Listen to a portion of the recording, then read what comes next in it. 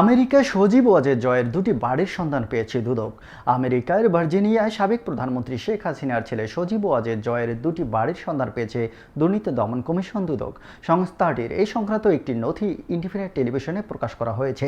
এই বাড়ির একটি কেনা হয় 2024 সালের 6 জুলাই, আরেকটি 2014 সালের 5 মে।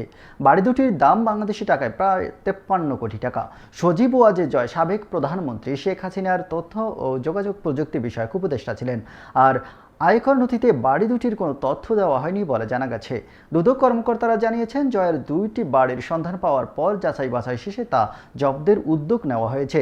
দুদকের অনুসন্ধান দল ঠিকানা সহ সুনির্দিষ্ট তথ্য কমিশনে দাখিল করার পর কমিশন থেকে এই সংক্রান্ত অনুমোদন পাওয়া গেছে।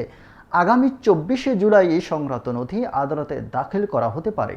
দুদকের আবেদনের প্রেক্ষিতে আদালত কোনো আদেশ দিলে আইনি প্রক্রিয়া অনুসরণ করে মার্কিন আদালতে যাবে দুদক। এর প্রেক্ষিতে এই সম্পদ জব্দ করা সম্ভব বলে মনে করে দুর্নীতি দমন কমিশন।